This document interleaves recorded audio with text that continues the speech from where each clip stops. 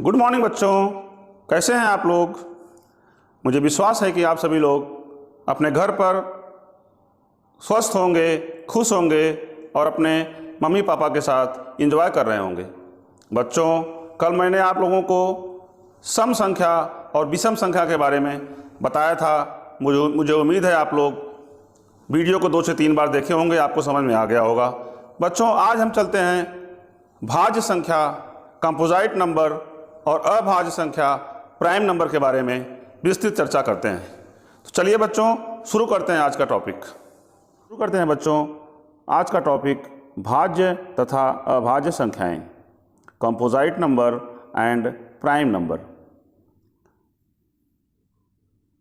परिभाषा देखते हैं। एक से बड़ी वे प्राकृतिक संख्याएं जो एक से कटे, स्वयं या खुद से कटे, अर्थात जिनका केवल 2 गुणनखंड ही हो सके, ऐसी संख्याओं को हम अभाज्य संख्याएं प्राइम नंबर कहेंगे।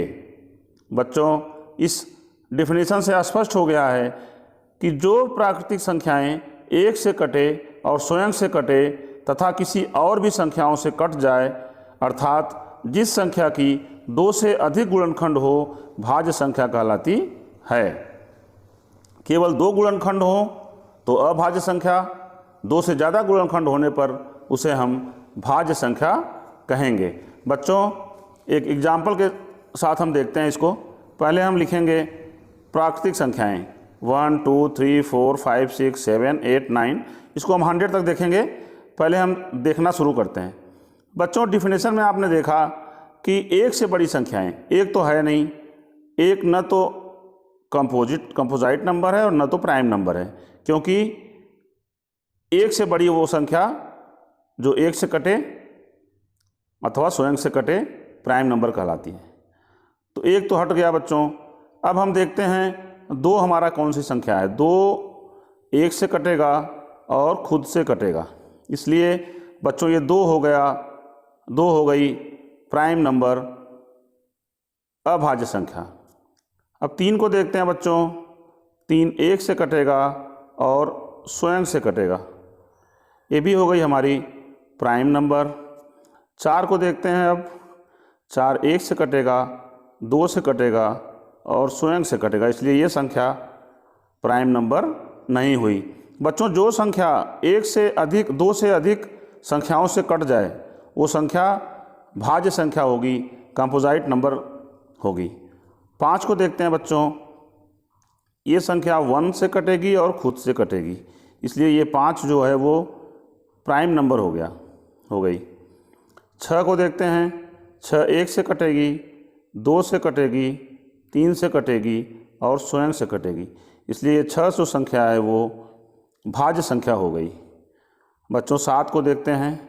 7 एक से कटेगी और स्वयं से कटेगी, इसलिए ये संख्या हो गई प्राइम नंबर, अभाज्य संख्या। 8 को देखते हैं बच्चों। 1 से कटेगी, 2 से, 4 से और स्वयं से, इसलिए 8 जो संख्या है वो भाज्य संख्या हो जाएगी, प्राइम नंबर, अभाज्य संख्या नहीं होगी।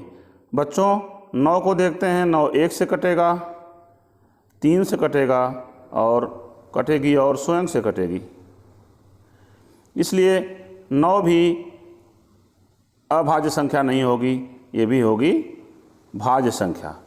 अब बच्चों, हम लिखते हैं अभाज्य संख्याओं को। इसमें से देखते हैं 2 3 5 7, 1 से लेकर 9 तक की संख्याओं में 4 संख्याएं अभाज्य संख्याएं हो गई हैं। उसके आगे भी बच्चों हम लिखेंगे। 7 के बाद 8 नहीं होगा, 9 नहीं होगा, 10 नहीं होगा, 11 हो गया, 12 नहीं होगा, 13 हो गया, 14 भी भाज्य संख्या है, 15 भी भाज्य संख्या है। 15 एक से कटेगा, 3 से कटेगा, 5 से कटेगा और स्वयं से कटेगा। 16 भी भाज्य संख्या है। 17 अभाज्य हो गई, 19 अभाज्य हो गई, 23 हो गई अभाज्य संख्या, 29 31 37 41 43 47। 1 से लेकर के 50 तक के अंदर जो संख्या हमारी है, 1 से 50 तक में जो प्राइम नंबर हुए उसको हम गिन लेते हैं। 1 2 3 4 5 6 7 8 9 10 11 12 13 14 15 15 संख्याएं अभाज्य हो गई हमारी 1 से लेकर के 50 तक के अंदर। अब बच्चों हम 50 के ऊपर देखते हैं कौन कौन सी संख्याएं अभाज्य संख्याएं हैं। 53, 59, 61, 67, 71, 73, 79, 83, 89 और 97। बच्चों 1 2 3 4 5 6 7 8 9 10, ये 10 संख्याएं हमारी और हो गई अभाज्य। तो 15 धन 10 बराबर 25। टोटल 1 से लेकर के 100 तक की प्राकृतिक संख्याओं में 25 अभाज्य संख्या हो गई। बच्चों ये तो एक प्रश्न हो गया कि कोई पूछ सकता है आपसे कि 1 से लेकर के 100 तक की प्राकृतिक संख्याओं में कितने अभाज्य संख्या होंगी। तो आप बता सकते हैं सीधे सीधे कि 25 संख्याएं अभाज्य होंगी।